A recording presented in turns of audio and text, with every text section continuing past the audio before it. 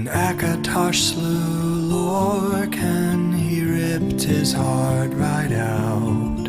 He hurled it across Tamriel, and the heart was heard to shout, red diamond, the heart and soul of men. Red diamond, protect us till the end.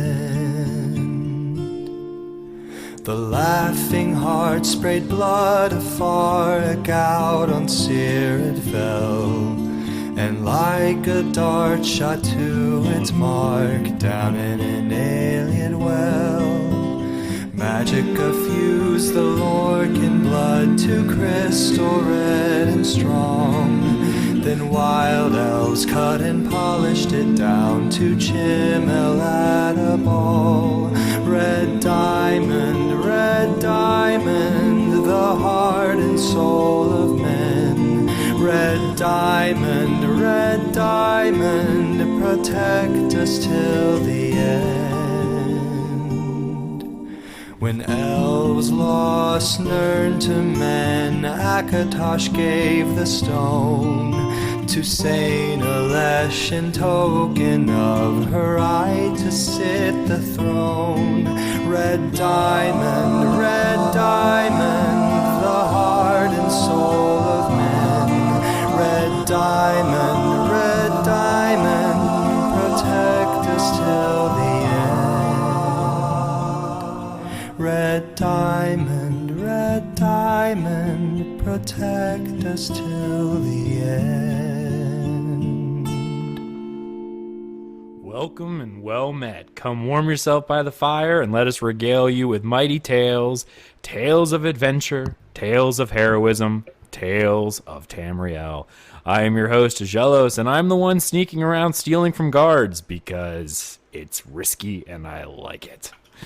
Well, we are back with a little surprise night. We missed recording this weekend due to it being Father's Day, and I think Ark had some sort of excuse on Friday or Saturday, which I let him get away with because he's Ark. But Ark is back. So how are you, buddy?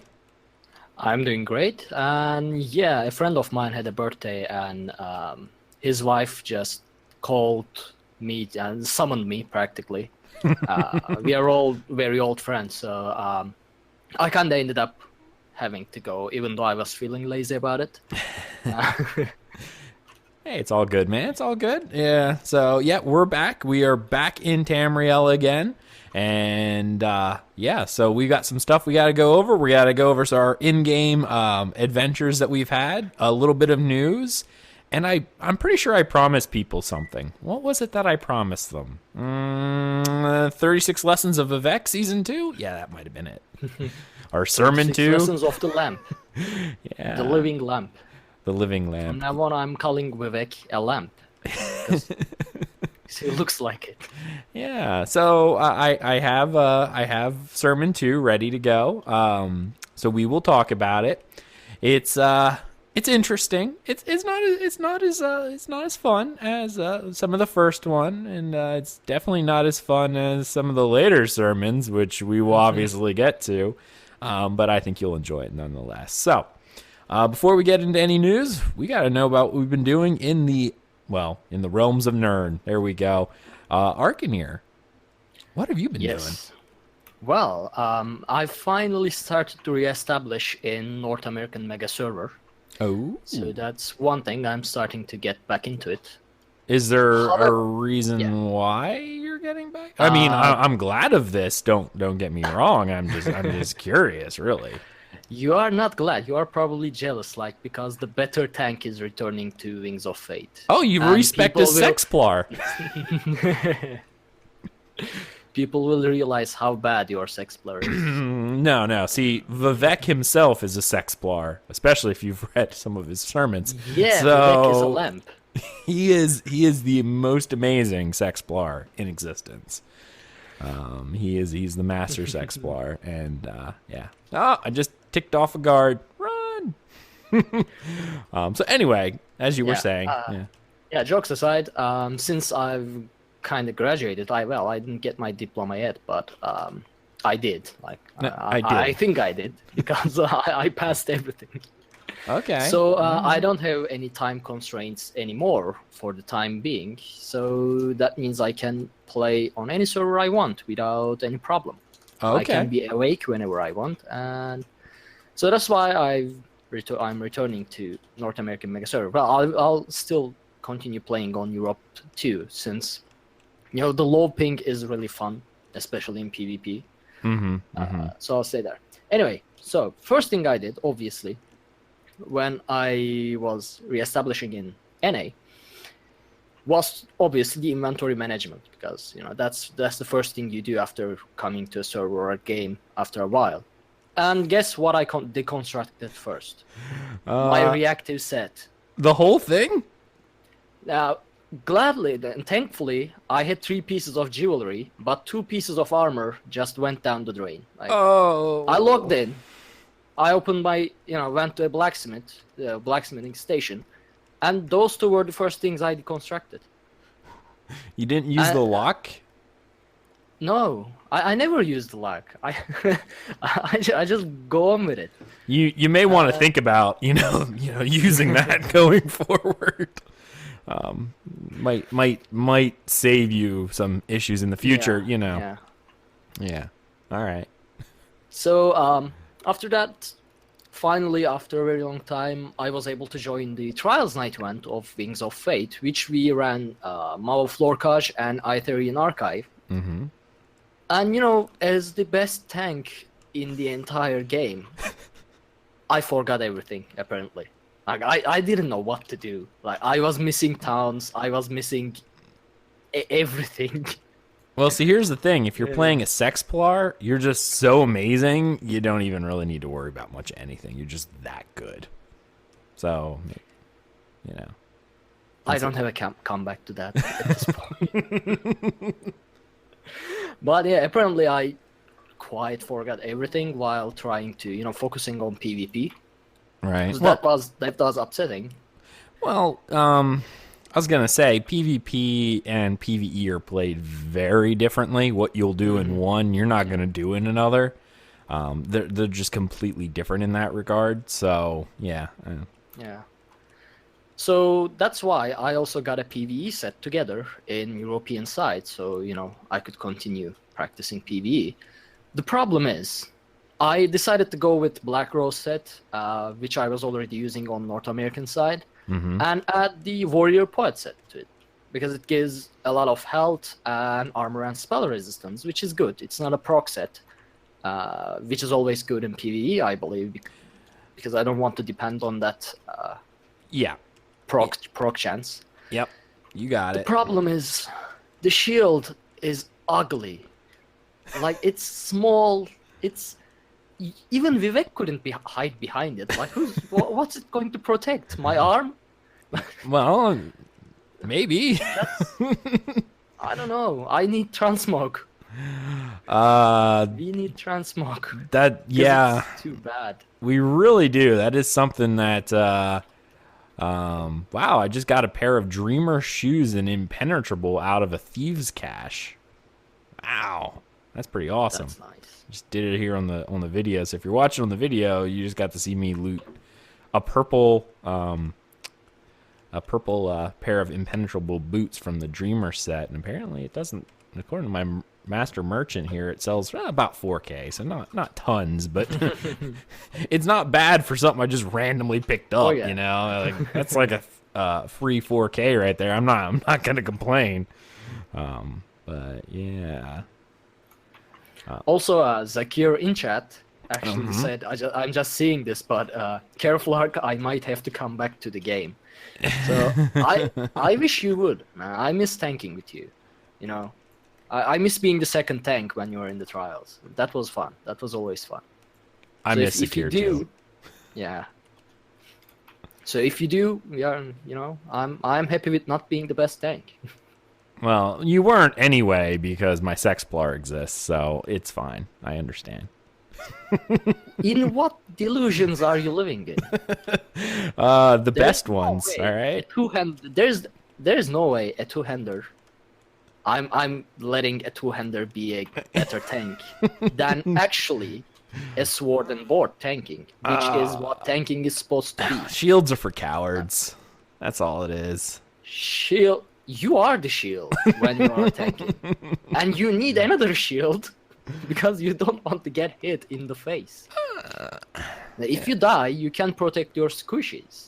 Well, the squishies It's are not- squishies, you know. You're not gonna protect them anyway. See, that's not the attitude you would take during tanking. No. See, That's here's the thing. You just have to come to the acceptance that some people are gonna die, and you're willing to sacrifice them so that you can be glorious in a sexplar. That's how it is. That's how it rolls. See, that's why. Because see, then when everyone's dead and you solo the boss by yourself, you look awesome. You know, you're like, wow, that was amazing. That's not what tanking is. No, that's what. No, I don't accept it. You disgrace the honor of being a tank. Being a tank is all about saving your people. It's not about the glory of it. Although I keep saying I am the best tank, and Yeah, I know. pretty much. You're saying one thing, but you're also contradicting yourself. So no, it's fine. That's what being a Nord, you know. So being a Nord is being glorious, and being a tank is not being glorious. And then there's a little contradiction there. I can't help it. Yeah, well, you know, you do the best you can with what you got. Yep. Other than that, I don't think I have much other things. I've been dueling a bit in Deshan, but there isn't much to talk about it. So I guess that's it from me in terms of tales. Okay, all right. Yeah, I was gonna say congrats to Zakir. They're expecting, I'm assuming. So that's pretty awesome. So he's joining the ranks of the DCN dads. That's always exciting. Oh, congrats! Yeah. Yeah, more DCN dads. Yeah, lots of us. We need bad jokes. It's great. You should form your own guild. You know. The DCN dads. Yeah. There's only one rule for entry. Well, you know that. Anyway. All right. So let's see. First off, I mean, obviously I'm still working my way through Thieves Guild. It is slow, it is monotonous, and it is really, really hard, and it just, not hard, but it's hard for me to get into just because it's Thieves Guild. The other issue is every time I log on, it becomes a game of not inventory management, but, all the other things that I've been doing for so long that by the time I finish them, such as all my crafting writs and stuff like that, are the dailies. I've been doing a lot of the Thieves Guild dailies. By the time I'm done doing that, I don't have time anymore to actually complete the storyline. So, you know, there's that. Well, one problem might be that you are always in Guild Wars. Well, that could be it too. What I can see. Yeah. But yeah, a lot of that's because of disenfranchisement from ESO. Yeah, kind of bit myself with another one of those limited time housing things, which we talked about last show. But you know, those things get in under my skin and they just bother me. But yeah. It is what it is. It is what it is. Yeah. But I did get to advance my quest a little bit. In the Thieves Guild, and I found out why Velsa was, and I appreciate everyone who listens to the show, because I had quite a few people try to cheer me up going, don't feel too bad, because yeah, just don't feel too bad, because apparently like in the very next quest you kind of find out that that Velsa has some interesting desires, I guess is the word I'm going to try to use here. She's very into the pussy cats. She's actually dating a female Khajiit. So you get it what I did there? See what I did right there? Yeah, I did. I thought you wouldn't, but I did. Yeah, dual meaning right there. But yeah, so I definitely don't feel as bad anymore, except for Quen. Quen still kind of made me feel a little bad, you know, kind of made me feel like the creeper, but, you know, whatever. So yeah, I found that out. So I'm working my way towards the wedding. It's just a matter of me getting in there and actually doing stuff. I did do my first battleground the other day. How did that go? I hate Mage Sorks. I mean, literally. Right. Okay. I'm a Stamina Templar again. All right. So I'm playing Stamina Temp again, just doing my own little thing. I'm also trying to farm some gear. I've been doing dungeons, which I'll get to in a second. See, again, like I said, I'm doing things that is not allowing me to advance my storyline because there's things I need to do, like work on my build because I'm following Outcast build. So it requires me to get like dungeon and trial set. So I've been like pugging trials. I've been doing dungeons and stuff like that, trying to get it. And so far, I've not gotten a lot of sets. But I guess first off, I was bored the one night, and I decided, okay, I'm going to log on. And the first thing I'm going to do is I'm just going to try to do this these daily quests for Thieves Guild, right? The ones where you have to go pickpocket, like the one I'm doing on stream right now. You have to pickpocket all these people. And I decided what I'm going to do is I'm not going to pickpocket anything that's not green or above. And I am not going to turn anything in until I finish it all, right? So I think all in all, it's 90 items. No, 30 items that you need to get. 30 items. I was thinking 90 because you do it 10 items in 3 different places. But 30 items, so I'm like, you need to get 30 items. I made it to 25, got caught by a guard and killed because I went inside a house. So, and the thing is, I had 14 blue items on me, 1 purple, and and like 5 greens or whatever the denomination was that equal out 25. But the big thing was the 1 purple and like the 14 blues. So yeah, that was I just got another blue, a silver moon dial. That's awesome. But yeah, that really hurt. I mean, it made it exciting, but it's like, no. Because of course, as soon as you enter a house, right, you can't interact with the door if you've been in combat within a few seconds, right? You have to not have taken a hit for the E to activate so you can actually get out of the darn thing. And I almost got caught by a guard right there too. That was pretty bad. So I did that. And that was fun. So then the next thing I did was I did a few trials. I'm right now trying to farm up. I need Sanctum Ophidia because I need. Oh, and I just got Disruptable. Hold on, I got to find out what item piece I need. Twice Fanged Snake is the item set that I need. That's a 5-piece set that. It's weapon damage, max stamina, weapon crit, and then 5 pieces when you deal damage or physical penetration is increased by 1,000 for 3 seconds, stacks up to 5 times. Sounds nice. Yeah. So I've been trying to get my hands on that, right? And unfortunately, like I only have the one.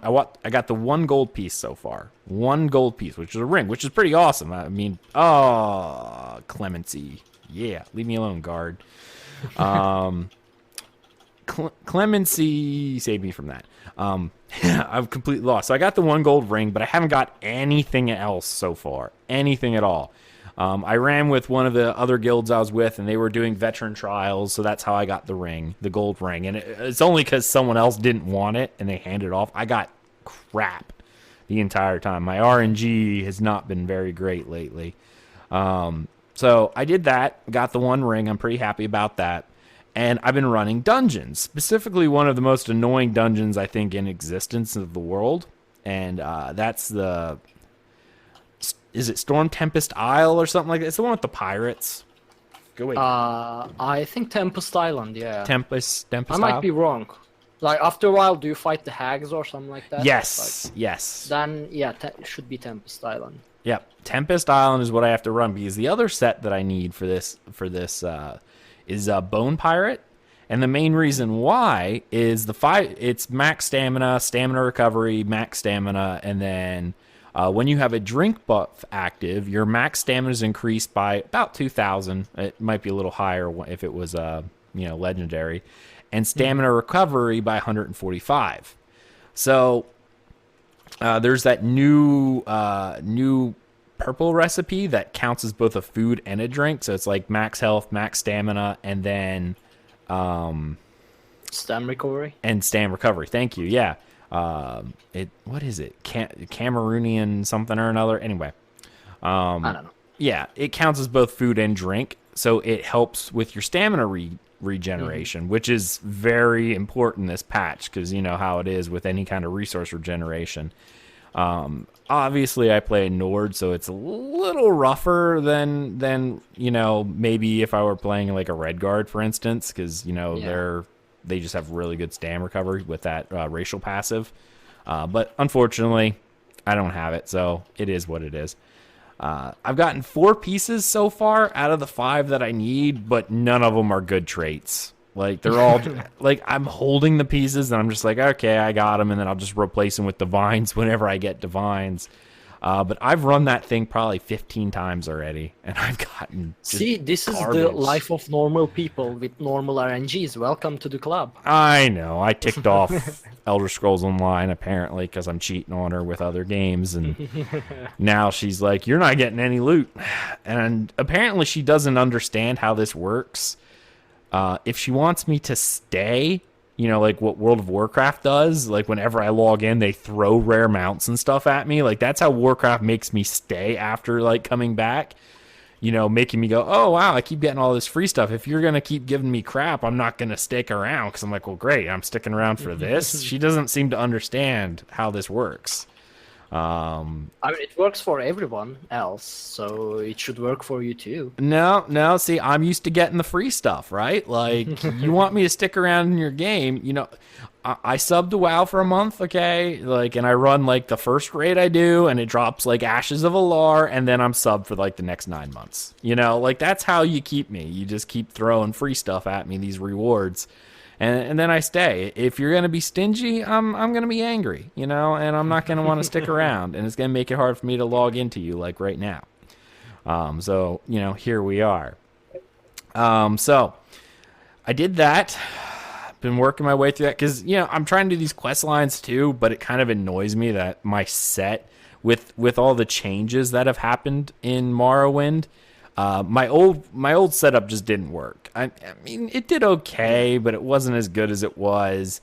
The major thing I noticed is that even all the Magicka Templars are now using double Destro staffs because, again, you need the resource regeneration. You just don't get it using melee weapons, which is kind of refreshing in that now, when you're a Magicka Templar, you're actually still using a Magicka type weapon. But that's not what I like to use, so I wasn't going to use it. So I went back to Stamina, because Stamina Templars are actually fairly decent again. I mean, they're not fantastic. They never really were, but they're still fairly good. And with Outcast build, the stamina recovery issue is not such a huge, big deal, because that setup gives you a lot of stamina recovery. Yeah. So you can kind of get away with, with stamina again. And they also increase things like Brawler, so the AoE is significantly higher. Like, Brawler hits like a friggin' truck now. Like, it is insane how hard Brawler hits. In fact, it's one of those things where it's like, if you got 2 or more targets, you use Brawler even over puncturing strikes, which was like never done before. It's just insane how much Brawler actually hits for. And then the damage shield's also really nice. So, you got all that weighing in. But, the big thing is that getting your stamina recovery up. And for me to do that, I need both of these sets. And right now I have 4 pieces of these sets. So slowly but surely trying to make my way and get what I need. You will get there. Yeah, eventually. It's just a matter of... I mean, if you join the Wings of Fate trial nights, you can start consuming everyone else's RNG again. That might do it, but the trial nights, everyone's running Maul of Lurkaj, not Sanctum Ophidia. So, I mean... Well, it usually, from what I've seen so far, is that first we run Mao of Lorcage, or, if everyone else Morrowind, I guess it'll be Hall of Fabrications from now on. Right. Then just do a speedrun of Halra or Itherian Archive or perhaps Sanctum of Fide, I don't know. So it might work, because since we are running normal usually, it doesn't take as long as it would. Right. Yeah, So- but then when you're running normal and you're only getting like the purple recipe, if that, sometimes not even that. So that's sort of the issue. Well, 4 recipes, yeah, I guess. I've been running vet just so the chances of getting the gold rewards, right? Because that's where you're Yeah, going to that get the makes gold. sense. I mean, purple probably. I guess I wouldn't complain if I got purple just because it'd fill in a set. But I mean, for jewelry and stuff, like I already have 1 gold. Ideally, I'd like to have all gold, but I guess I can't be too picky at this point until later. I can be picky once I have everything, I guess. But I so never had gold jewelry, so I don't know. most of my builds never needed it either. Like with other ones I was using. Well, I shouldn't say I almost had all full gold. No, I did have full gold when I was running one of my Magplar sets because I got it out of because I used to run a lot of Veteran Arthurian Archive, so I got like tons of Aether or whatever it is, infallible Aether. So I just put on infallible Aether jewelry and I was pretty much set. So yeah, that wasn't really an issue. But I never, again, I really kicking myself. I never kept Twiceborn or Twice Fanged Snake or whatever because the set was never really decent, I guess. I shouldn't say it wasn't decent. It wasn't decent for what I was doing, so I wasn't keeping it. And now I'm kicking myself because I should have kept it. Because I've gotten stuff in the past. It's just a matter of I wasn't using it, and I'm like, well, if I'm not going to use it now, I may never use it. Well, guess what? I really need it now, and I don't have it. So, that is kind of what I'm fighting with. Let's see, what else did I do? Oh, yes, okay. As I look at it. So the last thing I wanted to talk about was I finally got my Morrowind collector's edition, right? And I got the Warden outfit, which is something I really, really wanted because the set that I have to wear now is ugly as sin. Like Bone Pirate's just disgusting looking. And clearly this game's all about looking good while doing your own thing. So it's just disgusting looking, and I'm like, this is gross. I don't even want to deal with it, but here we are. So I need a costume, right? None of the other costumes do I really like. I mean, the only one that is actually somewhat decent was a much earlier one that you remember the Need set, the Needic set. Oh yeah. I like. I don't that. have it on Europe, and I am upset. Yeah, that one I actually really like, but that's probably the only one I like because I prefer the mercenary armor. That's my favorite style. I wish they would actually just have a costume pack of like the light, medium, and heavy one, so I could just wear mercenary. So so if you ever come out with that, I will probably buy crowns just to get that, because I would really like that. Be able to dye it and look awesome while wearing full heavy, mercenary. Yeah. But yeah, so I had to find something else. So the Warden costume, everything I've seen, I kind of like, because I like that simplistic look that it doesn't need to be flashy. It looks like it's got some chainmail in there, a little bit of leather. Awesome. And I thought I was going to like this. Well, so I get it. And my biggest complaint about it is it feels fake. And the reason why I say it feels fake is I don't know if this is just an issue with like non-plate like cloth, but it's never seemed to be that issue with the medium armor I had before. It feels too shiny to me. Like it just feels insanely shiny. I mean, in my opinion, it's one of the most realistically looking textures I've seen in the game so far. But probably the cloth, you say cloth, but it's probably leather. Everything you see in that is probably leather, so that might be the reason they are shiny. I guess, because like I'm looking at it right now on the stream, and I don't know, but the problem I have is the shoulders don't look overly shiny, and they're like a nice leather color, but everything else does. And yeah, I guess it is leather. It's just I don't know. You're right. There are two types of leather. By the way. One is like a thicker, Yeah. I don't know if you ever seen it, but the It's like Elder Scrolls Online wallet in Bethesda store has a very similar texture to that shoulder pieces. I don't know what the other one's called, like the smooth one, but the other one's suede. The suede is the thicker one that's kind of softer and can't get wet. I don't know the names in English, obviously, because I never used it before. I don't have a lot of call to use it now. So. But the cloth type leather, like the ones you can make a skirt or whatever out of, tend to be more shiny. The reason I know this because I used to use leather for cosplays in some of the cosplays I did. So it feels normal to me, actually. Okay. And now that you mention leather, it makes a lot more sense. I don't like the shiny. I'd like it to be a little more dull. And some people are like, why would you want I like earth tones. Even Thais, it kind of annoys her because I like it. She's like, you have all these bright colors, and when you brought up Guild Wars 2, they're notorious for bright colors, like a lot of pastel colors, because we had this discussion about like their pastel choices for color scheme rather than like ESO, which was more of a dark theme.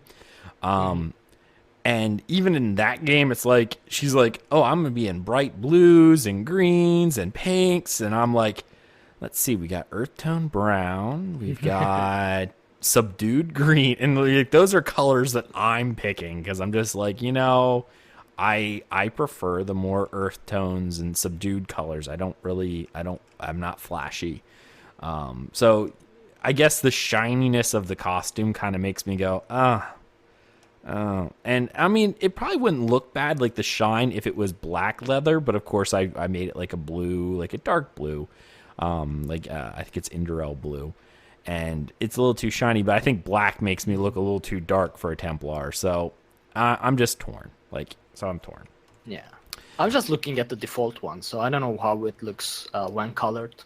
Yeah, if you look at it when it's colored, the colors, well, again, I guess it all depends on what color it is that you're looking for too, right? Like, clearly some colors change the entire outside of it.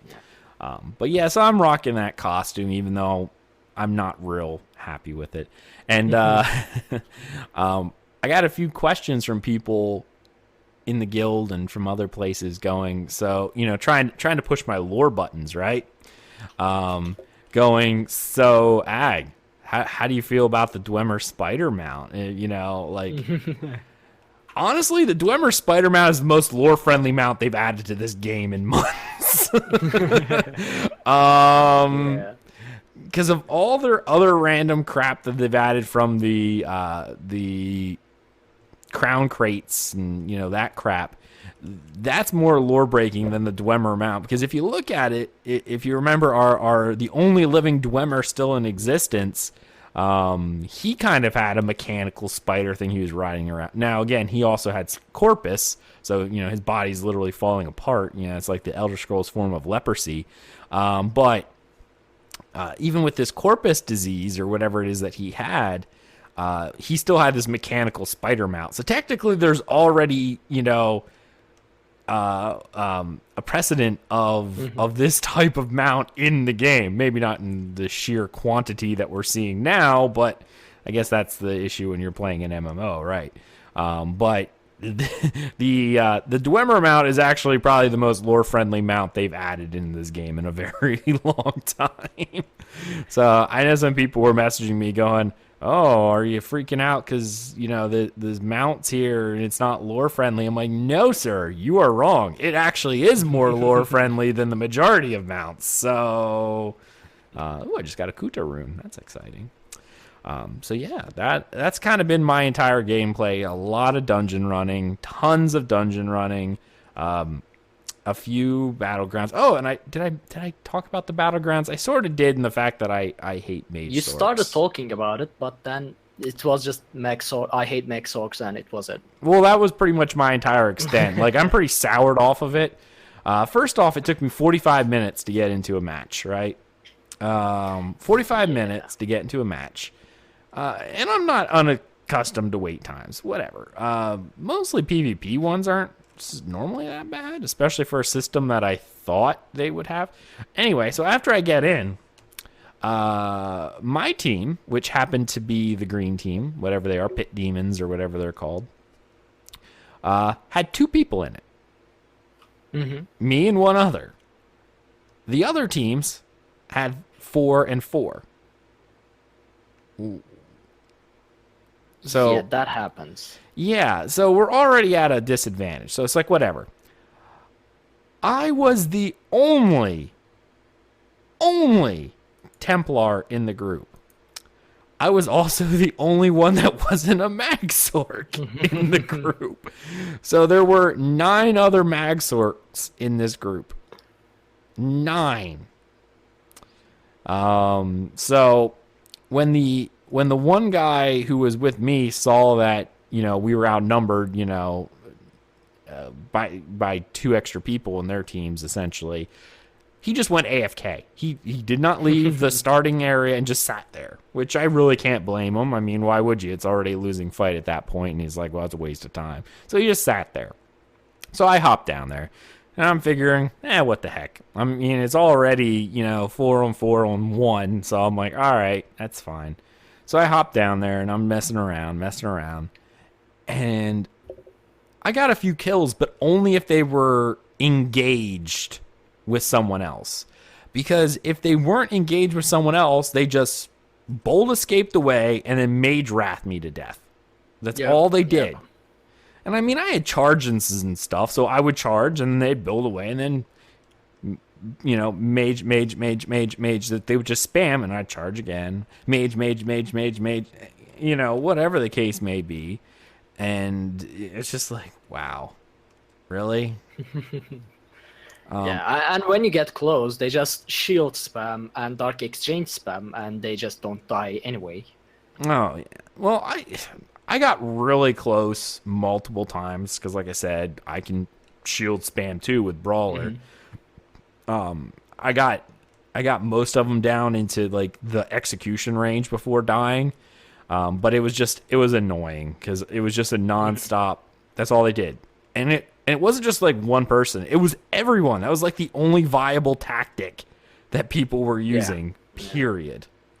Yeah. Now again, if I could get them off cooldown, meaning like they didn't pop a potion or something, or I got them before that happened, then I could wreck their face because they would run out of magicka faster than I'd run out of stamina because, you know, they'd be dodging, they'd be, you know, spamming bolt escape. As soon as they bolt escape, I would just charge into them, which then did a ton of damage. They bolt again, and it was just, you know, charge. But yeah, that was kind of how that went.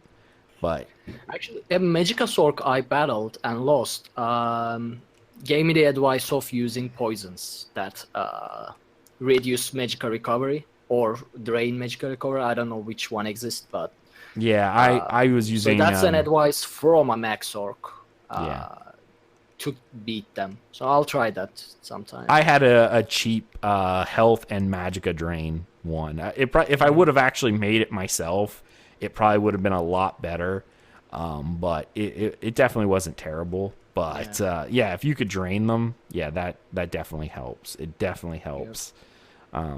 But yeah, so that was kind of the end of my gameplay for this week. I mean, obviously, it feels like my my game time has went down like nuts because even at night, I barely get any time anymore. Most of my game time actually happens at lunchtime at work. Because it's like, oh, well, you know, I have a full hour, so it's pretty much whenever I get a chance, that's what I do. I hop in the back because especially it's too hot to go out and do anything. You know, I'm not going out and playing Pokemon Go or anything because I don't like heat. It's way too hot. Yeah. No reason to die. Yeah, no, Catch exactly. It's fun because it, like obviously gets me out and gets me a little bit more workout in me, especially like cardio related stuff. And I hate cardio, so I really need that. But in this, 90-degree weather with like 90% humidity, it's because the worst part is then I have to go back to work, right? And I'm like, I don't want to go back to work sweaty and gross, and then I have to sit there for another 4 hours. I've been hanging out and catching up on some of my playtime, and I get about a full hour, almost a full hour. So I normally dedicate it to ESO or something along those lines, Guild Wars 2 or ESO. Try alternating days to keep my gameplay up, but most of my gameplays, I get enough.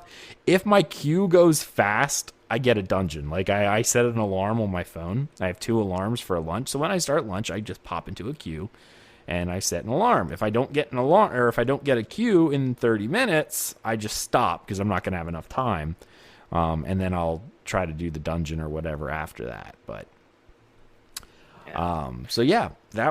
that's more or less my gameplay for this week. So, Before we continue, yes, can I bring some shame into this podcast? Because I just realized, well, not just, but I realized, you know how you get a dwarven crown crate for Morrowind upgrade or whatever, right? yeah. So I realized I got it on both servers. So I already opened one in European side, but I am staring at 4 cards right in front of me. Right? That is on North American side. Oh, don't do that it. I guess I could open during this podcast. You should back out now. No, I already clicked on the crate, so it's just opening the cards now. There is no turning back. So from the European side, I got the jumping Nixhound, which is not a cool pet, but it jumps around in a funny way. So I guess it's a free crate. So the first card is Crown Tri Restoration Potions. Whoop-de-doo, Basil. The second one is Crown Mimic Stone. Awesome.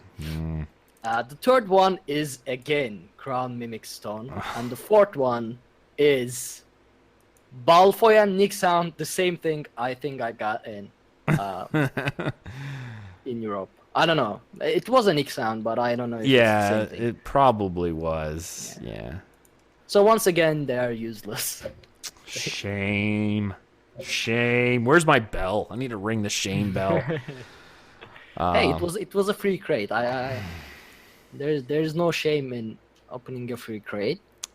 There's all the shame in opening free crate. Yeah, it's the jumping Nixhound. Yeah, the same thing. So yeah, I had to do it before we move on. Okay, all right. No, that's fine. Now you just soured my mood. But you know what would make me happy? Doing the 36 Lessons of Vivec. I think that's what we're gonna do right now. So I'm gonna go ahead and pull up the book. So I'm probably gonna be staring at my map here for anyone watching the video, but that's okay. Let's see here. All right, 36. Before you start, can I get a couple minutes? I'll be right back. Okay. Yeah. No, that's fine. I will walk around and do a little bit of talking at this point. So. Okay. With 36 Lessons of Vivec, I'm not going to read it yet, so don't worry. This one's kind of interesting. If you read them all, some of them are more esoteric than others. Like there's a lot you have to get into and be like, the first one had a lot of hints as to the anticipations. It talked about set up the story of the tribunal coming to Vivec before his birth, that kind of stuff. This one is kind of odd for a 36 lesson because it's almost understandable. I guess that's the best way to look at it. Not all of his sermons were in, weird terms or anything like that. This one's fairly straightforward. But clearly we're going to talk about it anyway. But be prepared. Some of the later ones do get a little weird, and therefore we will definitely talk about those. So there is that. Now, Oh, furrier stuff. Yay! I need more leather. Actually, I need more of this Ancestor Silk. I've actually been running kind of low on Ancestor Silk. I guess I could talk about that a little bit. I've been trying to do a couple more of the Master Writs because now I need to build up because I got Ebony last week. So now I need to build up and do a little bit more of the Master Writs that I have. Unfortunately, it means I'm spending some more money because I buying up pieces of buying up pieces of the motifs that I don't have.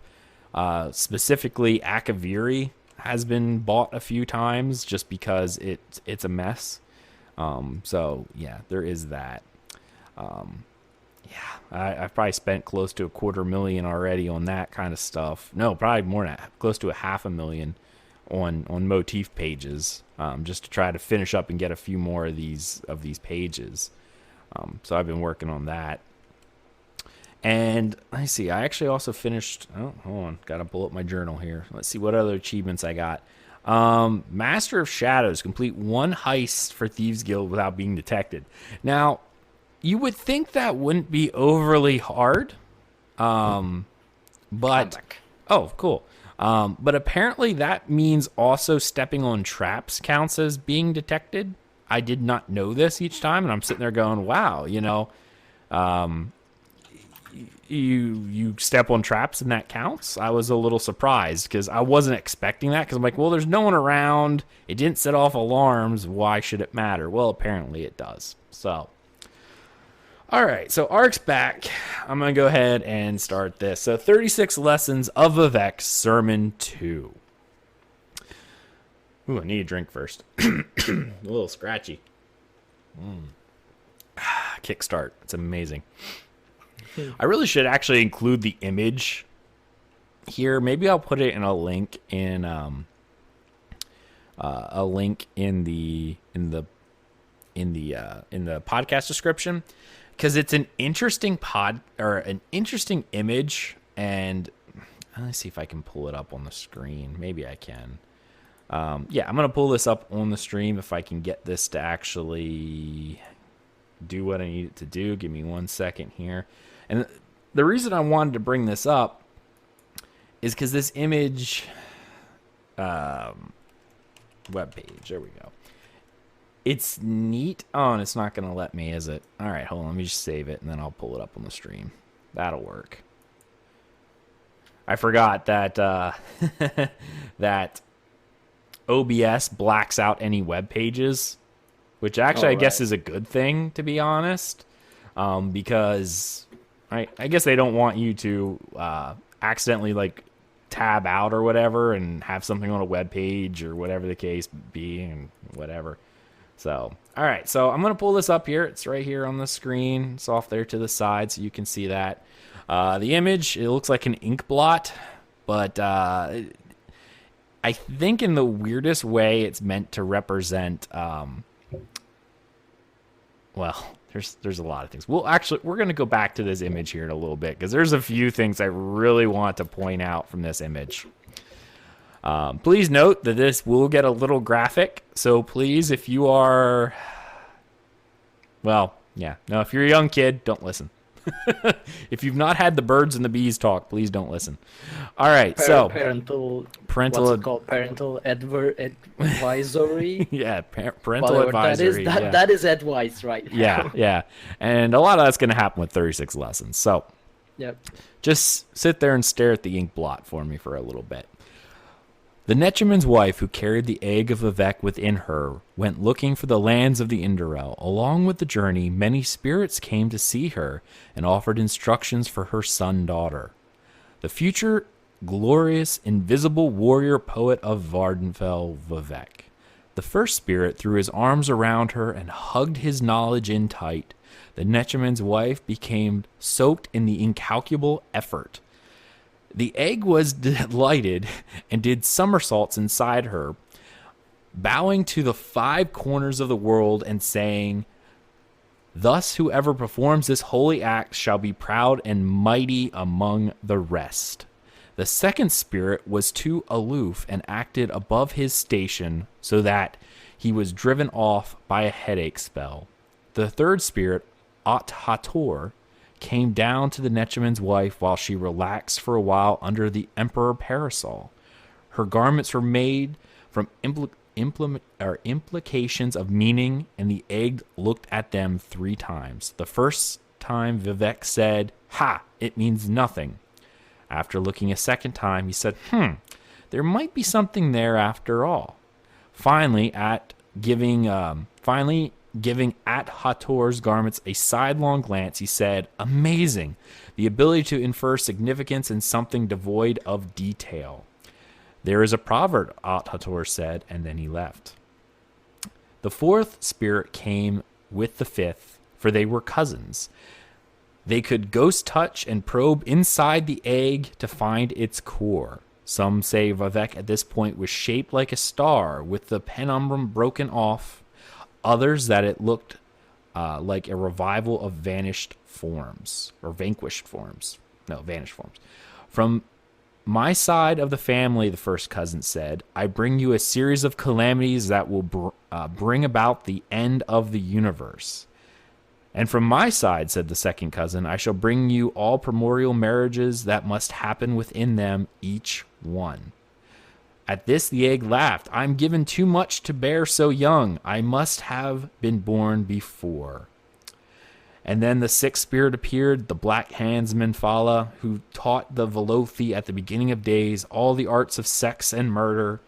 Its burning heart melted the eyes of the Nechaman's wife and took the egg from her belly with 6 cutting strokes. The egg image, however, could see into what it had been before in ancient times, when the earth still cooled and was not blinded.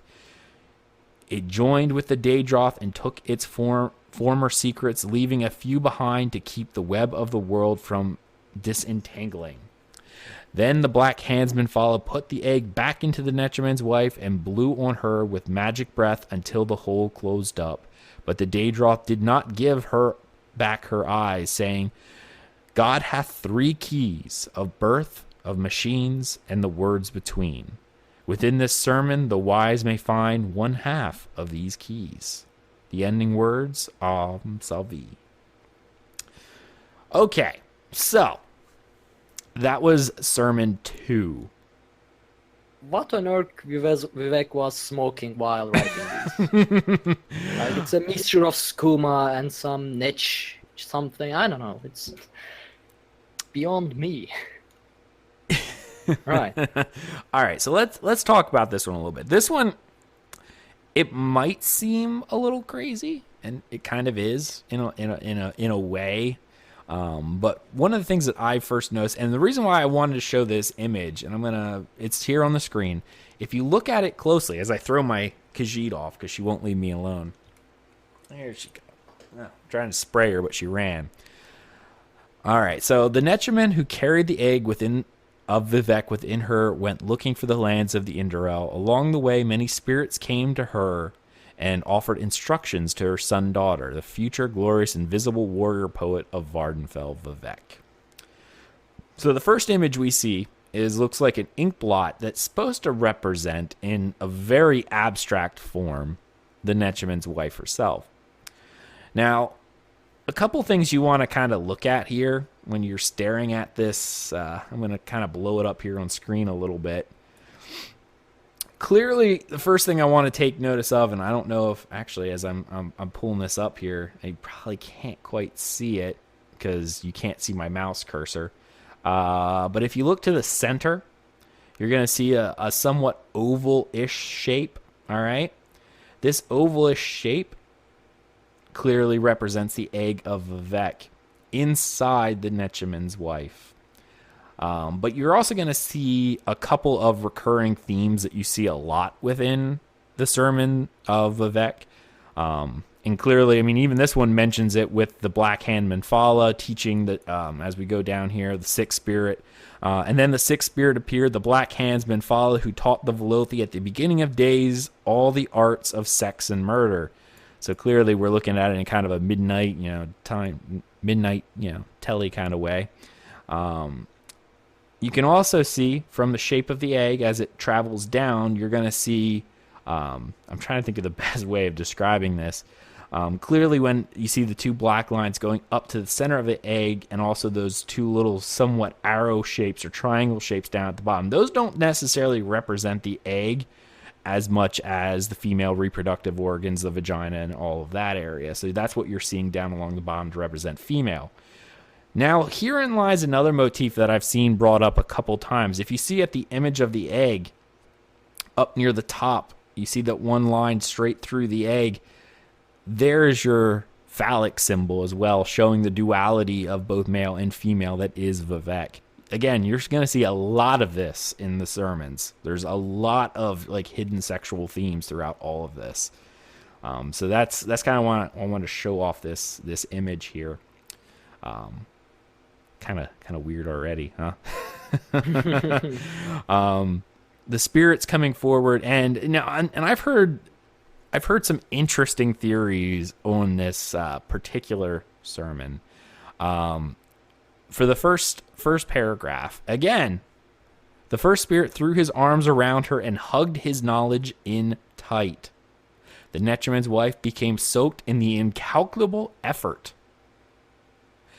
The egg was delighted and did somersaults inside her, bowing to the five corners of the world, saying, "Thus whoever performs this holy act shall be proud and mighty among the rest." Now, few things to talk about here. First up, in a lot of what I've seen, the incalculable effort often refers to the act of intercourse. That one I've seen thrown in a lot. That is the first like description. Some people say you're taking it a little too literally. I'm like, I honestly don't see how you could take anything that's said here literally. But that whole first act, that whole first paragraph there has a lot of sexual overtones, and that whole first incalculable effort is sometimes referred to as the act of lovemaking. So there you have that coming into play. And of course, Vivec, whoever performs this holy act shall be proud and mighty among the rest. This also kind of goes into the culture of the Dunmeri people, you know, the sex and love and rock and roll style that they kind of have. The Dunmer don't actually look down upon those who are more sexually active, if you will, or are promiscuous. They don't. That's actually something to be admired in their culture. In fact, even younger Dunmer are encouraged to go out and learn the ways, the arts, and other than Azura, of course, is worshipped a lot. But so when you start looking at some of the Cyrodiilic pantheon, most of the Dunmer don't really follow that, but they do kind of have those who do tend to love the cult of Minfala. Why am I drawing a blank on the divines? Dibella. Yeah. Yes. Specifically related to the acts of lovemaking and how to do it better. They love that kind of stuff, and that's where they tend to gather. So we're gonna see that a lot in all of these things, because just be prepared. All right, so there we have the incalculable effort, and of course Vivec being the way that he is, and you know, this concept of love, which is something that he's always pushing for the Dunmeri people. He's telling them to embrace this. You know, this is something that is good among you. And then we're talking about the second spirit, driven off, was too aloof and acted his station so much that he was driven off by a headache spell, referring to those who feel like they're too contrary to the Dunmeri, promiscuous type of I'm trying to think of the words because I'm saying it here. That whole personality, those who are too standoffish or prudish or whatever, he's driving them away. That is not part of Dunmeri culture. The third one, Ottator, who came down to the Netchman's wife while she relaxed while under an emperor parasol. Her garments were made from implications of meaning, and the egg looked at them 3 times. The first time Vivec said, Ha, it means nothing. After looking a second time, there might be something there after all. Finally, after giving Aunt Hator's garments a sidelong glance, he said, amazing, the ability to infer significance from something devoid of detail. There is a proverb, Aunt Hator said, and then he left. So, I've seen this theory surrounding the third spirit, showing it being tied to Minfala, the web spinner, with the idea of lies and how needing to look closer into what is said to make sure that what is said is actually what is meant.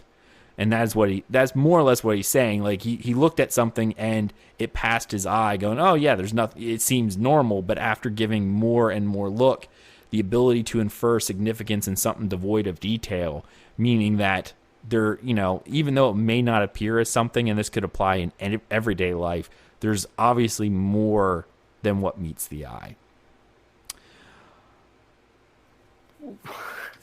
Yeah. I probably won't have anything to say throughout these sermons, because one thing, I can barely understand them. Like, not just the lore behind them or what they mean, but the vocabulary that is used in these sermons are kinda beyond me. At least I'm not used to them, so English is my first language, and it's weird the way it's set up, and it's meant to be that way. Yeah. So I'm just trying to keep up at the moment. So if I don't say anything, I'm here, but no, it's fine. It's listening. fine. It's fine. So of course, then we'll get to the last spirit, because honestly, even for me, the fourth and the fifth spirits talking about the two cousins. I bring you a series of calamities that will bring about the end of the universe. And at my side, the second cousin said, I shall bring you primordial marriages that must happen within them, each one. I've heard it kind of referenced to Coda, which is a story of like the fifth era or something like that. It's very out there. If you've ever had a chance to read Coda, it was done by the original. I'm trying to remember his name. He left Bethesda, but he was one of the people responsible for creation of 36 Lessons. So it was almost like these two were showing him the future, going, "Listen, Nirn's going to be destroyed, but these series of things must happen first before it happens." But some people have said because Coda isn't canon, or most people don't consider it to be canon, that these lines don't make sense anymore. I might be wrong, but from everything I've seen on these, it seems to be referring to events that will come to pass in a later time, which only are ever talked about in Coda. But since that kind of came out afterwards, and Coda's weird. Coda is one of those things where there were some theories that the queen of the Aldmari Dominion at this time is actually a space traveling robot from the future. Coda's all over the place. So you can go from there. Now, of course, the Black Hands of Minfala put the egg back inside the Netchman's wife and heals up the wound that was there. But the Daedroth did not give her back her eyes, saying, God hath three keys, of birth, of machines, and the words between.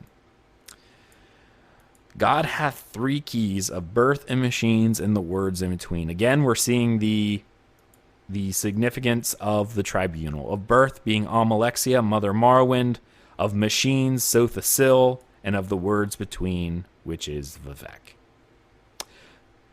So that's lesson 2, or sermon 2 of 36 Lessons of Vivec. Again, wow. I mean, yeah, the last time I felt like this reading English text was reading Silmarillion from Tolkien, in terms of not understanding much of it. Well, the Silmarillion is nowhere on the level of just insanity that is... Oh yeah. Yeah, but I understand what you mean. Like, the language already is different, right? So the way that it is written is very kind of off the wall and doesn't really follow modern grammar structure. So it's already kind of a little weird, especially if English is not your first language. It is insanely hard to comprehend. But don't feel too bad. It's insanely hard to comprehend for even people who do have English as a first language. And if I did a literal translation, I probably would able to do it. But the fact that it uses a lot of metaphors, like I'm looking for an example, or whatever. That's the main issue. Like, it's unless you are really familiar with the Dunmer way of life, or the story of Vivec and how they came to be, etc. It's really hard to understand. I mean, if you understand the language itself. Right. So yeah, I am enjoying this.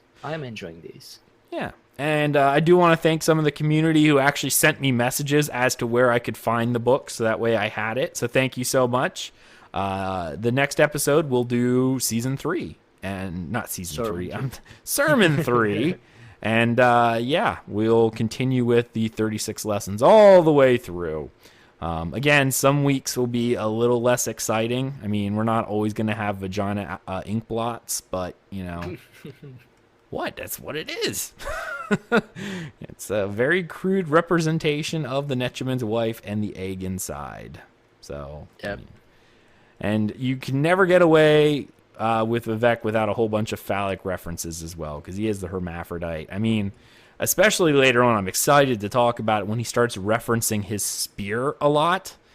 Some of the language that's used, you're not really sure if he's talking about the spear that he's always holding or something else, or the spear he's always holding. Yeah.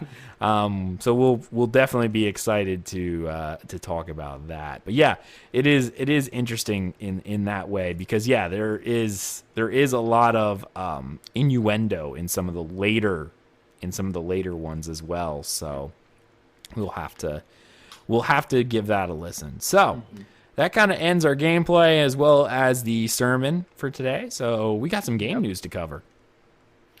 All right. So I'll start with the earlier patch notes, which we weren't able to cover this Saturday because we didn't have a show.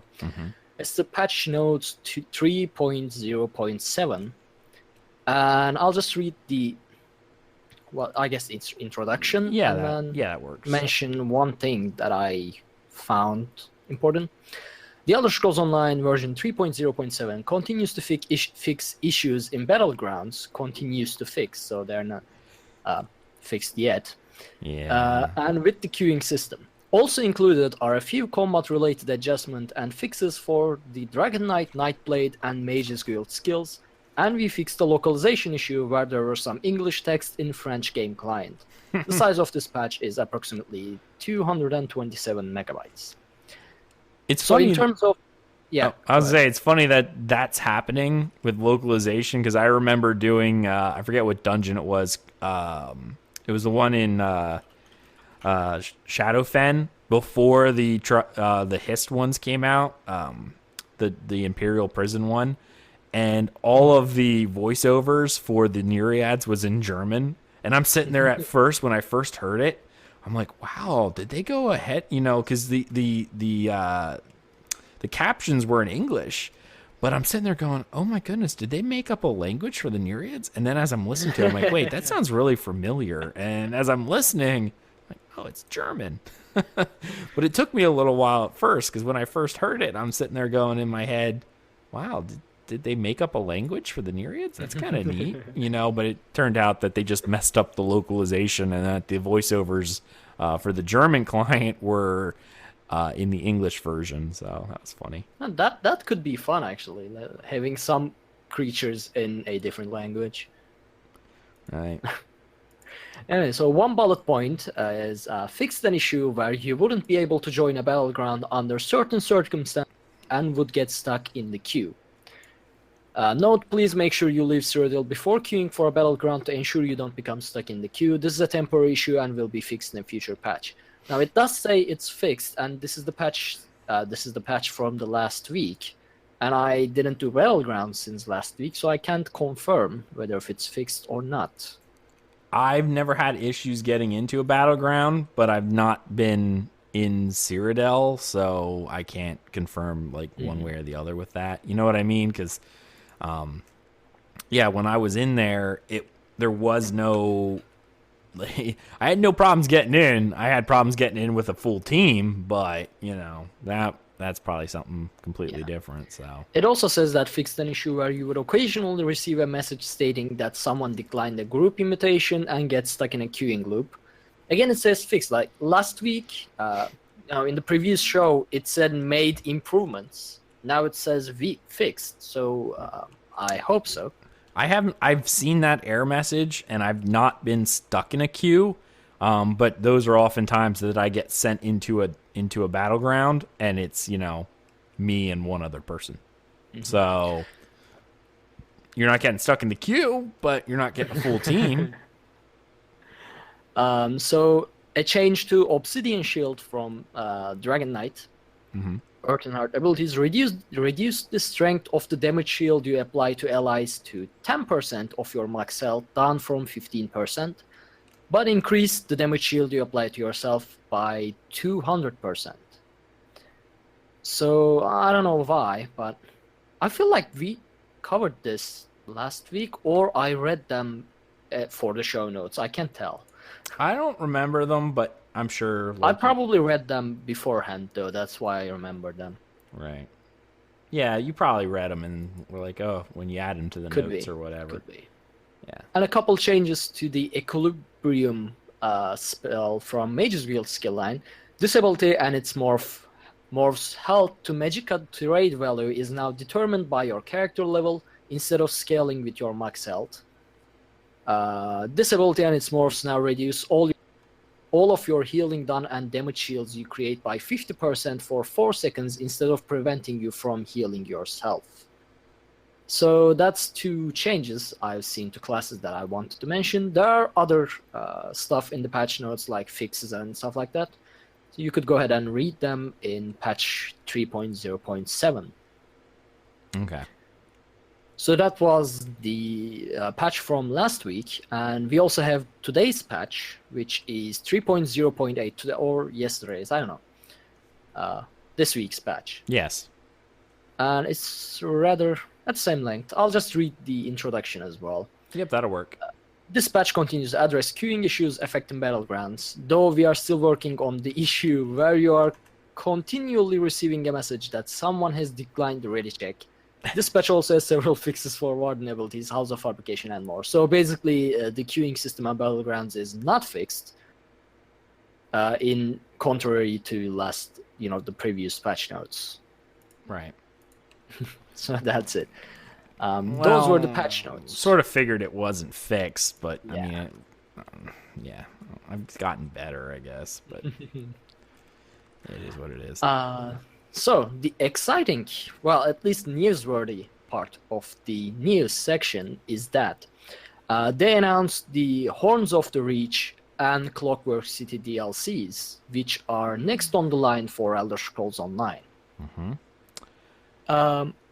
Now, the Horns of the Reach is similar to the Shadows of the Hist. Shadows of the Hist, yep. Yeah. It'll add 2 dungeons called Bloodroot Forge and Falkreath Hall. Now, these are Skyrim-themed dungeons, which is nice. I'm happy about it. I'm okay. Yeah, or we're talking about Horns of the Reach, right? Like that's what we're talking about right now. Yep. Okay. Yep. Because I have another thing to mention during Clockwork City, which is in itself a discussion topic. So yeah. we can go ahead and talk about. So the idea of Horns of the Reach. Okay, it's a dungeon patch, like they said with the cadences that we were gonna get. They said every year we're gonna expect an expansion or a chapter, whatever you want to call it. I mean, it's an expansion. So you got your expansion, right? And then you also get. They said that we were going to get a dungeon pack, which is this, and then a quality of life patch. Okay. And then finally, a normal patch, which would maybe have a zone or something. So clearly they've outlined the next 2, which is going to be the the dungeon patch, which is the next one we're getting, and then of course the final one, which is the Clockwork City, which will probably be the zone one, quest line zone. So Horns of the Reach, Skyrim themed. Obviously, I love the idea of that. Skyrim's my favorite zone. Why wouldn't I love it? There's nothing wrong with that, all right? But I do have some concerns. And the concern is more related to, okay, so we have these two dungeons, right? Like we're getting, what I forget what the one of them called, but one of them is called Falkreath Hold. I think that's it. Yeah, Bloodroot Forge and Falkreath Hold. Yeah. My concern is, are we going to see like some issues with, like, because these are a dungeon, like they're not going to be on the main map, obviously, or they'll just be like a port on the main map because both of these areas aren't necessarily available for us to get to. Mm-hmm. But is this going to limit? Is it Falkreath or Markarth? Falkreath. Falkreath Hold. Okay. Yeah. Well, that makes me feel a little better. For the first time I read it, I think I read Markarth, and I'm like, oh, does that mean we're not going to get the city going in? But I guess it all depends on whether or not this is going to affect what we actually see when we get Falkreath. Like, is this area going to be blocked off? Is it going to be something iconic that now is only available in a dungeon sense? Like, that would really annoy me. So that's my only concern, is that if we get it in a dungeon, is it going to be available when Falkreath Hold actually comes out? Or is this going to be it, right? Like, is Falkreath Hold now just a dungeon? Like, the entire thing is now just like a really long dungeon, which case I would be insanely upset if we couldn't actually quest and explore Falkreath. It's just a dungeon. You know what I mean? Yeah. But the way I see it, it will probably affect the release of those zones, but not in a way that they won't release it, but they might postpone it. Like, okay, we had a Skyrim-related content in dungeons, so it might push back the zone for Skyrim a bit back. But I don't... Because the reason I'm thinking like this is that they will run out of content to release if they don't release everything on Tamriel at some point. Like, they are slowly releasing, like, Wrothgar, Hughesbane, Gold Coast. At one point, they will have to release all those maps. Right. At least, like, maybe not entire Skyrim, but... I mean, can I be they should... Yeah, go ahead. I was going to say, can I be a little conspiracy theory-ish right now? Do you think the only reason why they're holding off on Skyrim is because they're releasing Skyrim 8 more times for other consoles and they don't want to take away from those? Can I just be a little tinfoil right now? Yeah. I mean, imagine if instead of Clockwork City, they also introduced Whiterun. Yeah. Like, as a DLC. I mean, already the entire internet is filled with memes of Skyrim releasing on everything possible. If they also released it in Elder Scrolls Online, that would... Yeah, right. Like, I don't know. I feel like they're going to wait a little bit on that. But yeah, no, that's kind of my thought on that. As long as I don't want these dungeons, like Falkreath Hold doesn't tell me much except for the entire zone from Skyrim. Is it going to be an entire zone? Is it going to be huge? Like, because there are some areas that are fairly big, right? Like, before I continue, Driz in chat, this is a heist, so it's kind of like a solo dungeon. You can bring people into it, but it's a Thieves Guild daily quest you can do to go steal treasure and then run for your life and get out. So you get scored based on how well you do, like whether or not you make it on time. Obviously, you see, I just failed the bonus objectives because I killed too many people. I wasn't trying to be super stealthy. Yeah, so that's what it is. But yeah, Falkreath Hold is... there are, and he's asking questions in chat. Sorry for those listening to the podcast side.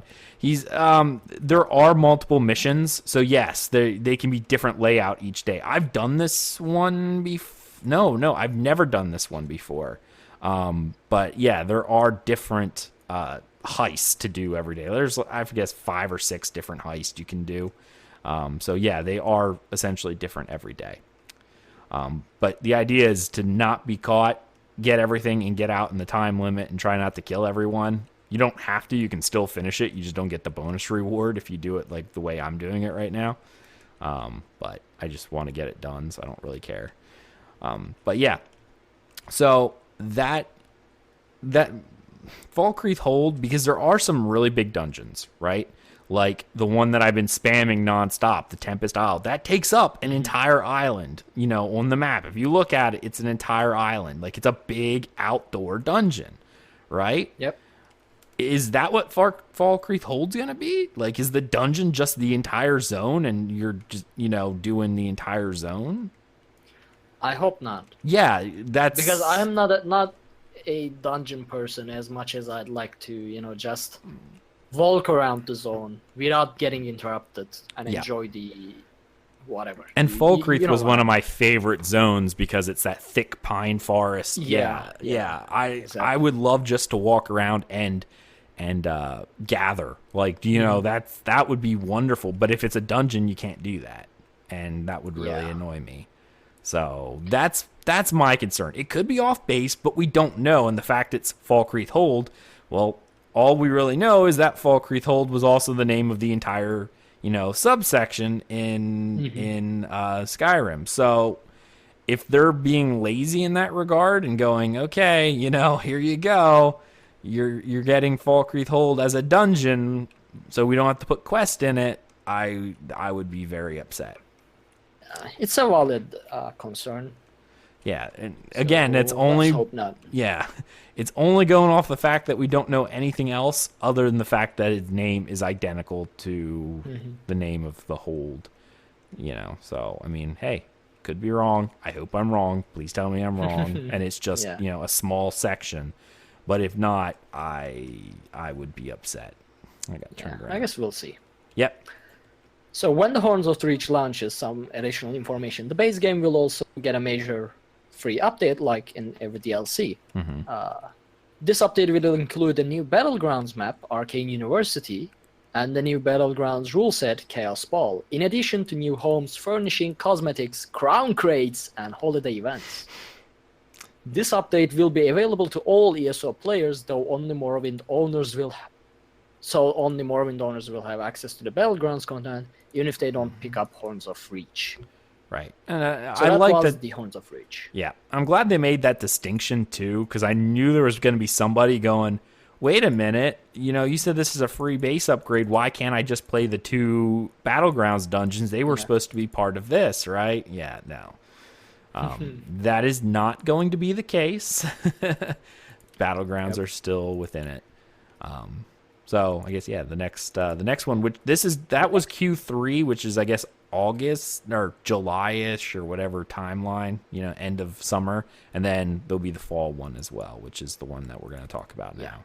Which is Clockwork City. Now, I forgot to mention in the Tales section, but I completed Wardenfell's main quest, so I'm more interested in Clockwork City than I was before. So this is exciting. Okay. And I will, I'll read it in a way that you will understand the most exciting part about it. All right. Explore even more of Sodasil's Clockwork City in this major new DLC game pack coming to ESO. Daedric forces are at work once again, and your help is needed to prevent disaster. With more than 10 hours of fresh content, Clockwork City will keep you busy later this year. And we'll have a few surprises in store. Clockwork City is a standard DLC game pack and does not require the user to purchase more and blah blah. With more than 10 hours of fresh content, Clockwork City will not keep anyone busy any time of this year. Like, what is 10 hours? It's one Sunday. I was gonna say 10 hours. Like, that feels remarkably less than some of the other DLC. I'm not really sure. Was Thieves Guild more or equal to? Like, You are playing. You have been playing Thieves Guild. Does it feel like 10 hours? It feels like an eternity to me. So I might not be the best judge, but I mean, 10 hours does sound like, too short. It does seem like a really small amount of time. Then again, I completed Metro 2033, 2033 in 8 hours. So Yeah, but when you shooters. think like it, Okay, all right. Well, shooters are generally not considered to have wonderful Yeah. stories, so I don't know, I first realized this when Miss Biz on Twitter mentioned it, and we thought it was a typo. yeah. Typing, maybe it was supposed to be 100 hours, Right. which would make sense. But I am currently reading from the Bethesda.net article, but on the Elder Scrolls Online.com article, it also says 10 hours, and on an article on MMORPG.com, it again says 10 hours. So I guess it's true that it's 10 hours. Yeah, Of, 10 I mean, it does hours. say it's more than 10 hours of fresh content, but if it was 20 hours, it would say more than 20 hours of fresh content. So I'd assume it's 11 hours or something like that. No, you would be correct in this. Like I agree. It does feel remarkably short for what you're gonna get, right? Now the Elden Root. That's where I'm heading. So I have kind of a lore complaint, and again, I guess I could have this argument with Lawrence Schick. I guess that would be adequate. We don't actually know where the Clockwork City is, right? Like, no one knows. But from everything that I've seen and everything that I've heard and all the theories that we have, and even in game, it kind of hints that the Clockwork City is somewhere on mainland Morrowind, meaning not Vardenfell, right? It's not on Vardenfell, is what they've been saying, and somewhere closer to where Amalexia's city was. So some people thought it might be over along that Telvanni coast area, that the one loop. If you look at the map right now, like I have it on the stream, that one little hook of land that's around there. Some say it's on that mountain range between Skyrim and Deshaun-ish area, like that one area of the map that you can look at right now that's not colored in, is where some people are thinking it is. But the reason why I'm bringing this up is if you look at the image, and again, it'll be on the in the podcast description. We'll have a link to this on the Bethesda.net article. And when I'm looking at this thing, does it not look deserty to you?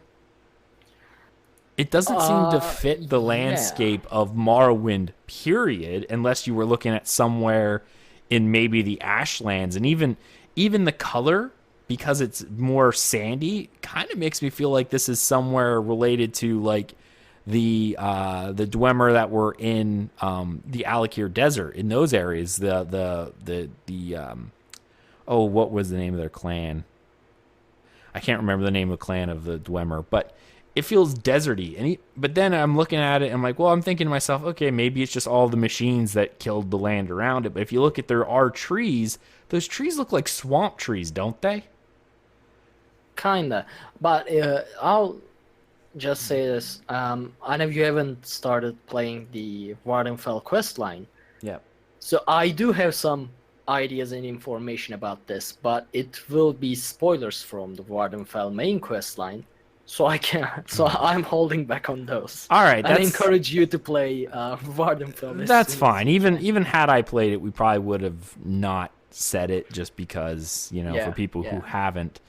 And that's great. But even if what they're saying comes out, I feel like it's still messing with lore in terms of where the city location is, because the picture.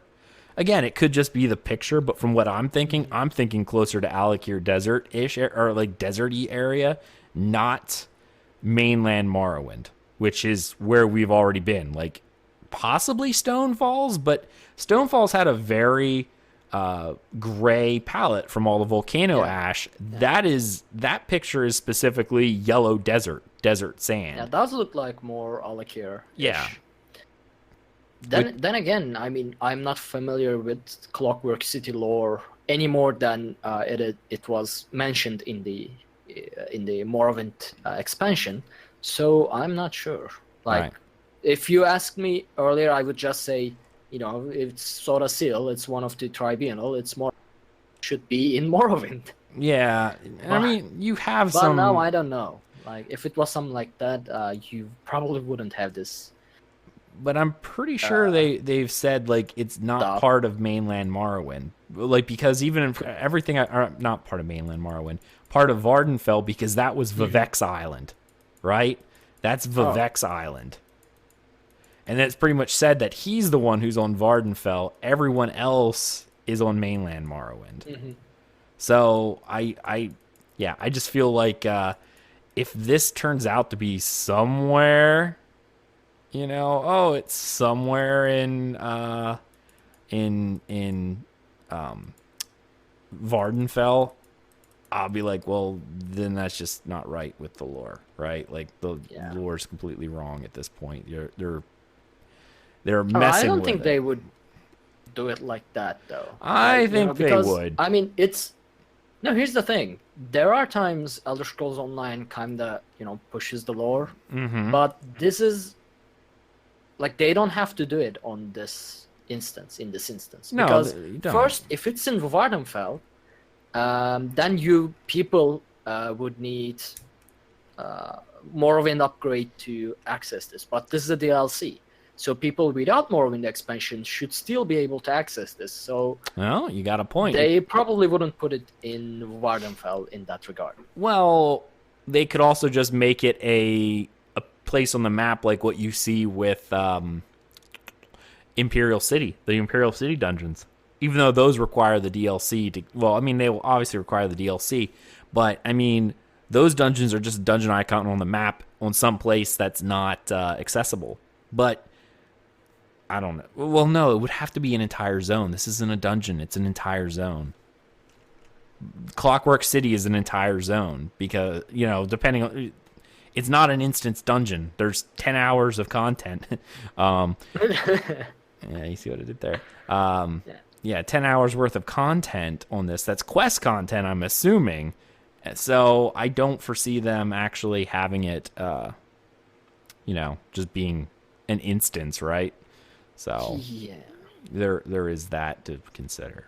But all right, I guess Still, you gotta play Vardenfell main quest. I'm working It's my visually way. one of the most stunning quests I've seen, by the way.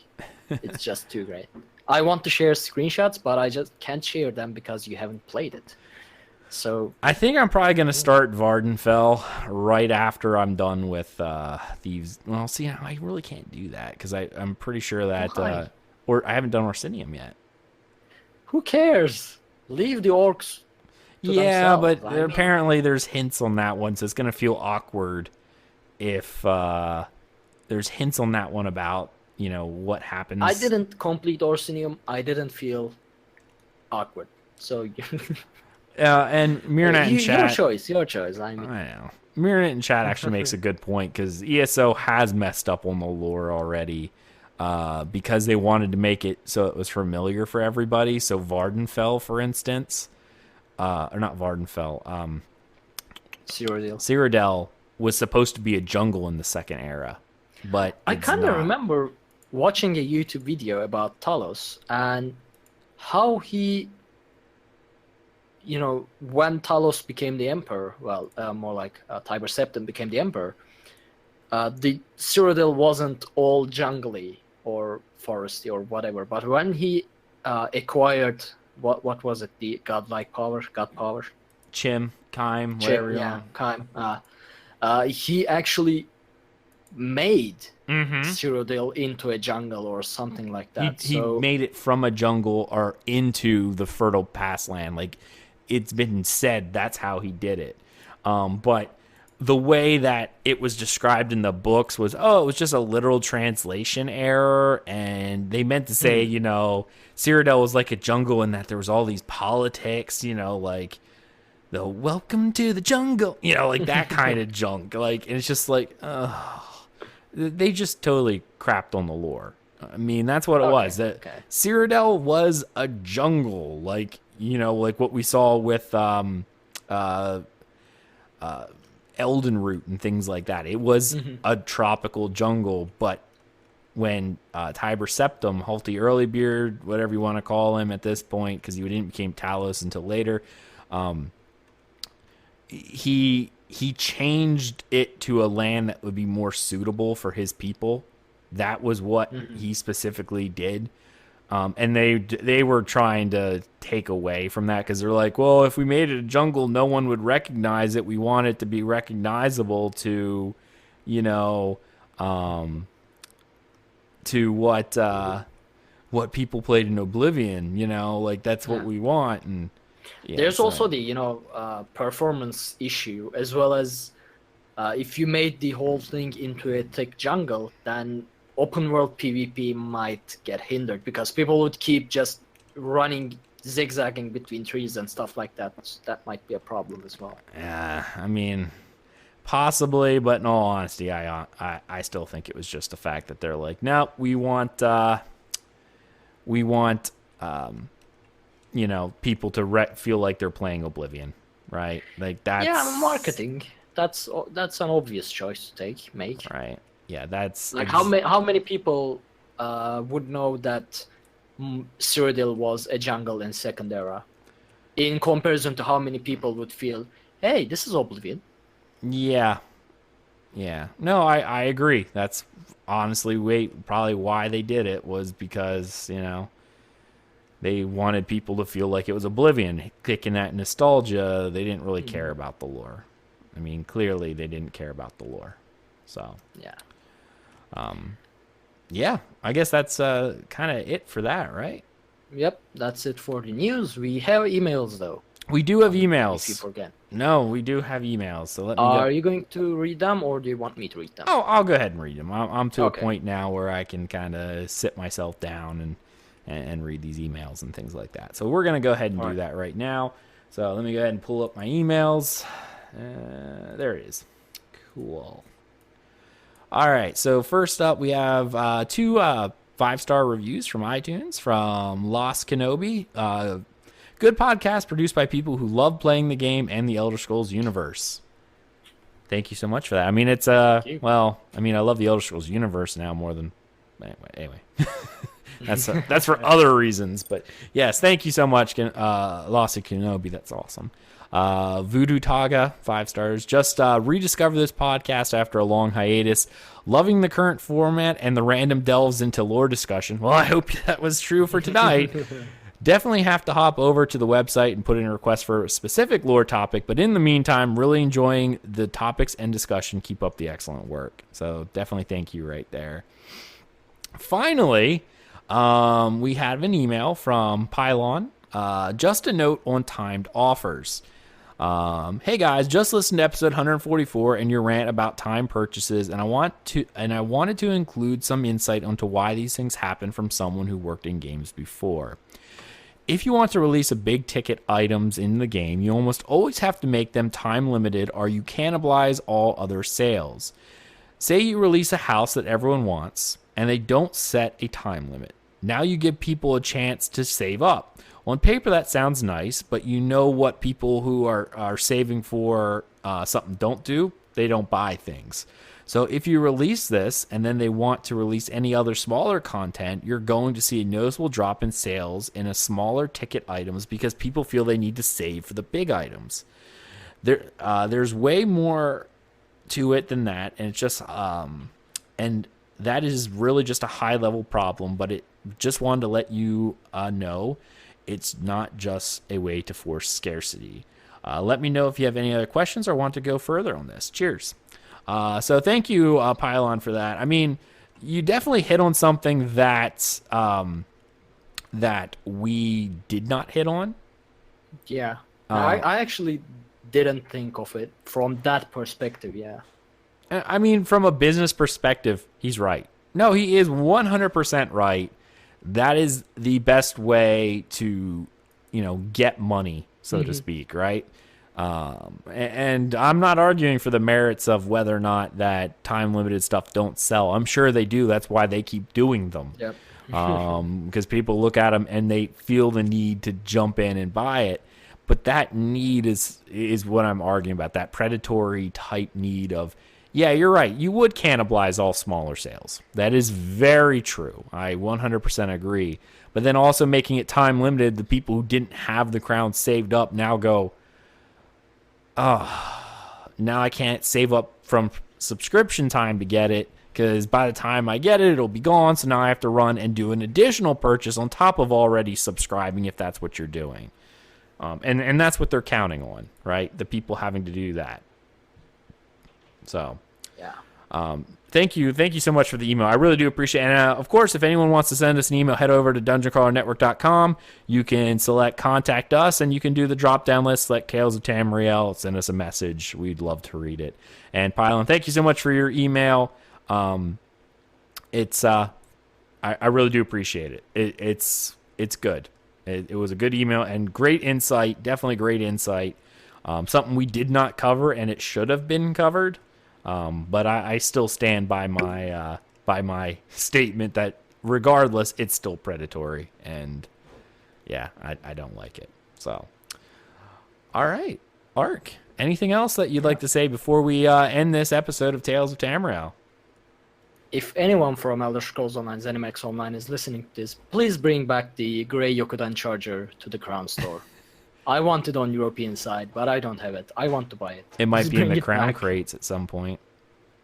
It was, I think, in one of the Crown crates, but I'm not going to try and spend about $100 just try to get the...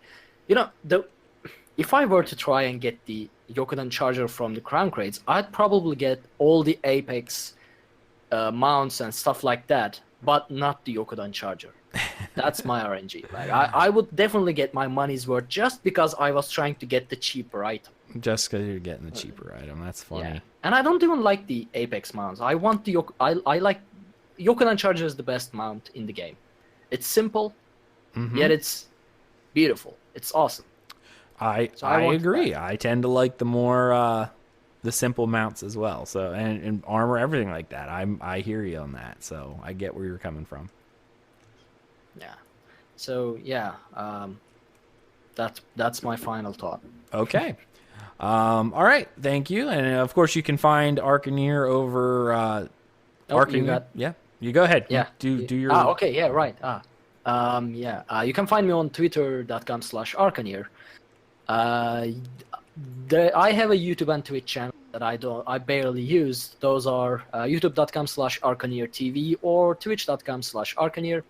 My website is about to come up. That is arkhaniir.com, which kind of like a resume site or a portfolio website for my real life work, as I've been working as a game developer. Well, trying to work as a game developer. So you can follow everything else in regards to what I do and what I'm busy with from there, from arkhaniir.com. If you want to contact me about anything, that would be the best way would be arkhaniir@gmail.com. About how you spell Arkhaniir, please check the description below because I won't spell it. I have links for that. You'll be fine there. Yeah. And do you also want to give a shout out for where you're working now, your studio? We 'Cause have you a should. startup. I always forget that. I know. We have a startup. We are working in a startup, our own game development studio called Angry Koala Studios. The name is not mine. It's the founder and the co-founder's decision. Hey, I like it. I never really thought can of him as angry before, but that's cool. Yeah. You can find that at twitter.com/angrykoaladev, or the links are available in arkhaniir.com, my website as well. Well, will be available since the website is in maintenance mode right now, but I'll take that out. Cool. And yeah. See, what would you Thanks do for without me? reminding I'm telling you. I always have to remember to tell you when to promote your stuff correctly. All right, so you can follow me, Aggelos, on Twitter. That's where you probably get me the most. Aggelos, AGGELOS_WOF. You can follow everything that we do for the network. DungeonCrawlerNetwork.com, YouTube.com/DungeonCrawlerNetwork, Facebook.com/DungeonCrawlerNetwork. You're starting to see a trend here. Of course, our Twitch channel is the same, so pretty much that's where you want to search. Thank you so much for listening. We hope you enjoyed this episode of Tales of Tamriel. We will be back next week with more hijinks in Nirn, and we will probably see you, later. We got another sermon to go over. See you later, everybody.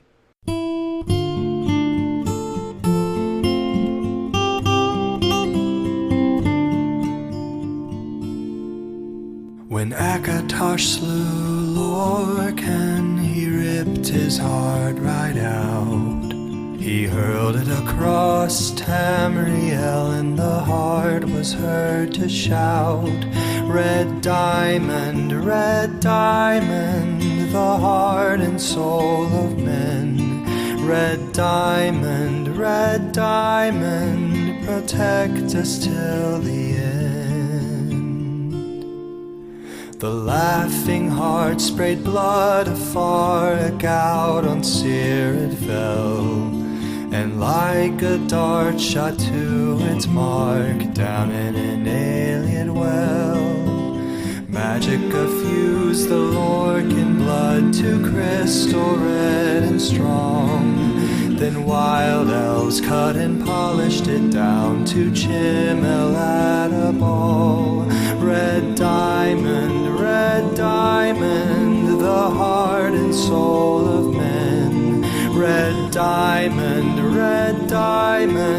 protect us till the end.